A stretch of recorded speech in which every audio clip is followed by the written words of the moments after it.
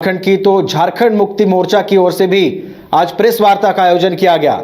सुप्रियो भट्टाचार्य के नेतृत्व में प्रेस वार्ता का आयोजन हुआ और इस प्रेस वार्ता को सुप्रियो भट्टाचार्य ही संबोधित करते नजर आए। आपको बताते चलें कि आगामी लोकसभा चुनावों को लेकर लगातार झारखंड मुक्ति मोर्चा और झारखंड में झारखंड मुक्ति मोर्चा की सहयोगी दल कांग्रेस की ओर से लगातार रणनीतियां मजबूत की जा रही हैं। चुनावों को लेकर कई तरह के दावे किए जा रहे हैं, कई सीटों पर दावेदारी मजबूत की जा रही है। लेकिन आज की प्रेस वार्ता में मुख्य केंद्र बिंदु क्या रहा, इन तमाम चीजों को हम समझेंगे। हमारे साथ हमारे संवाददाता नीरज जुड़ गए हैं अधिक जानकारी के साथ। नीरज, जेएमएम की ओर से भी आज प्रेस वार्ता का आयोजन किया गया था और आगामी लोकसभा चुनावों को लेकर लगातार जेएमएम भी रणनीतियों को अंतिम रूप देने में लगा है। आज की जो प्रेस वार्ता थी नीरज, मुख्य रूप से केंद्र बिंदु क्या रही आज की प्रेस वार्ता में?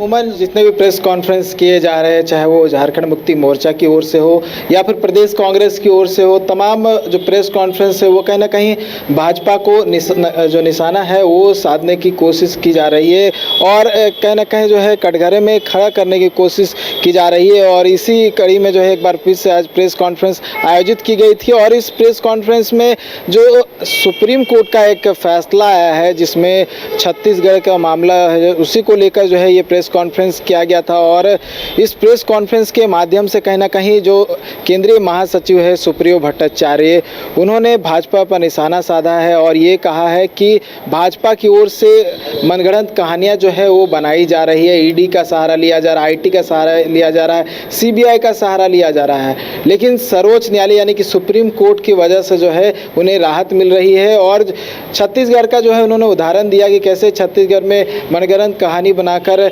वहाँ की जो सरकार है उन्हें परेशान किया गया, कई लोगों को गिरफ्तार किया गया और ऐसे में सुप्रीम कोर्ट का जो है फैसला आ गया और दूध का दूध और पानी का पानी हो गया। तो ये बातें जो है कही गई और साथ ही साथ हेमंत सोरेन का जो है एक तरह से बात जो है उसमें दोहराया गया और ये कहा गया ठीक उसी प्रकार का जो काम है यहाँ पर ईडी ने किया है और हेमंत सोरेन को एक तथाकथित जमीन की कहानी बनाकर जेल भेज दिया ताकि चुनाव प्रचार में हेमंत सोरेन नजर ना आए। तो कहीं ना कहीं भाजपा और ईडी ने साजिश के तहत हेमंत सोरेन को जेल भिजवा दिया है ताकि हेमंत सोरेन चुनाव प्रचार ना कर पाए। तो ये बातें जो है कहीं ना कहीं आरोप के रूप में सुप्रियो भट्टाचार्य ने आज के प्रेस कॉन्फ्रेंस में कही है। साथ ही प्रधानमंत्री नरेंद्र मोदी पर भी निशाना साधा है और ये कहा है कि प्रधानमंत्री ने 10 साल में क्या कुछ किया है उसका रिपोर्ट कार्ड प्रधानमंत्री ने अभी तक नहीं दिया है और दुनिया का सबसे बड़ा जो स्कैम हुआ है उसको लेकर भी प्रधानमंत्री ने कुछ जवाब नहीं दिया है।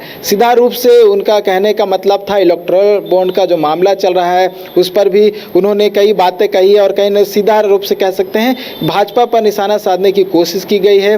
और प्रधानमंत्री नरेंद्र मोदी से सवाल किया है कि प्रधानमंत्री नरेंद्र मोदी तमाम सवालों का जवाब दे और ये भी कहा है कि अभी भाजपा ईडी, सीबीआई और आईटी का सहारा लेते हुए कहीं ना कहीं एक भ्रष्टाचार के हथियार के रूप में, राजनीतिक कंगारू के रूप में जो है उसे प्रयोग में ला रही है। और ये सिर्फ झारखंड में ही नहीं बल्कि दूसरे प्रदेश में भी देखने को मिल रहा है और कहीं ना कहीं निशाना जो है पूरी तरह से भाजपा की ओर और भाजपा जिस तरीके से पुराने अंदाज में नजर आए एक बार फिर से सुप्रियो भट्टाचार्य कह सकते हैं ये। लेकिन अगर हम वापस चुनावी जो माहौल है उस पर आए नीरज, तो झारखंड में महागठबंधन की ओर से सीटों को लेकर बहुत क्लैरिटी नहीं है, बहुत फूक कर महागठबंधन की ओर से कदम रखे जा रहे हैं और आलम यह है कि कई सीटों पर प्रत्याशियों के नाम का अभी भी इंतजार है। जेएमएम कोटे से भी कुछ प्रत्याशियों के नाम का ऐलान होना है।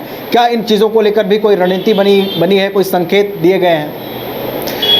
देखिए, शुरू से ये लग रहा था कि झारखंड मुक्ति मोर्चा और कांग्रेस और आरजेडी के साथ जो है गठबंधन में लोकसभा चुनाव लड़ा जाएगा और गठबंधन के साथ जो है इंडी गठबंधन का यहाँ रोल नज़र आने वाला है झारखंड में।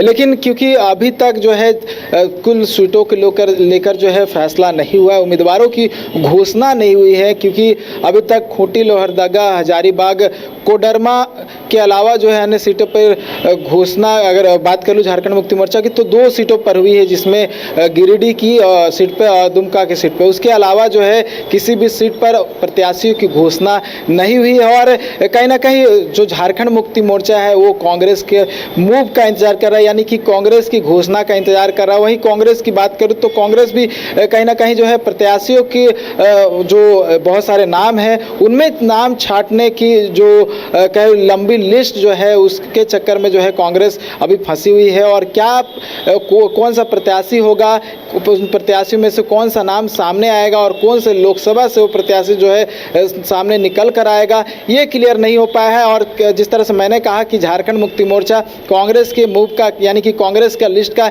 इंतजार कर रही है, तो हो सकता है जब तक कांग्रेस की घोषणा ना हो तब तक जो है झारखंड मुक्ति मोर्चा का भी घोषणा जो है वो नहीं होगा। लेकिन आरजेडी जो है, आरजेडी 2 सीटों पर अपना दावा जो है लगातार ठोक रही है। इसमें एक चतरा और एक पलामू, हालांकि पलामू से जो है एक जो ममता भूइयां है बतौर आरजेडी की उम्मीदवार जो है वो सामने आई हैं और बतौर जो सुप्रीमो है लालू प्रसाद यादव, उन्होंने सिंबल भी दे दिया है। तो एक क्लियरिटी जो है वहाँ से आ गया है कि पलामू से आरजेडी का उम्मीदवार होगा, तो ये जो है क्लियर हो गया है। लेकिन और भी बहुत सारे सीट है जिसको लेकर जो है क्लियरिटी आनी बाकी है, तो इंतजार करना होगा कि आगे क्या कुछ होगा। लेकिन ये बातें जो है सामने आ रही कि 1 से 2 दिन में झारखंड मुक्ति मोर्चा और प्रदेश कांग्रेस की ओर से जो है घोषणा हो सकती है और जो बचे हुए सीट हैं उन पर उम्मीदवार जो है सामने आ सकते हैं। नवीन, ठीक है, बचे हुए सीटों पर उम्मीदवारों का जो इंतजार है, उम्मीदवारों के नामों का जो इंतजार है कांग्रेस और जेएमएम की ओर से, वो जल्द ही स्पष्ट हो जाएगा। और आपने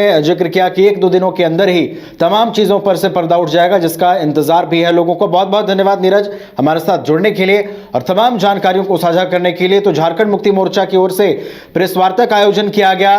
केंद्र की नरेंद्र मोदी सरकार पर सुप्रियो भट्टाचार्य एक बार फिर से हमलावर नजर आए। वहीं अगर हम झारखंड मुक्ति मोर्चा की ओर से लोकसभा प्रत्याशियों की बात करें तो 1 से 2 दिनों में महागठबंधन लोकसभा सीटों पर प्रत्याशियों के जो नामों का ऐलान है वो कर देगा। फिलहाल हमारे साथ इस कार्यक्रम में इतना ही। हमारे साथ बने रहिए, देखते रहिए न्यूज़ 22 को।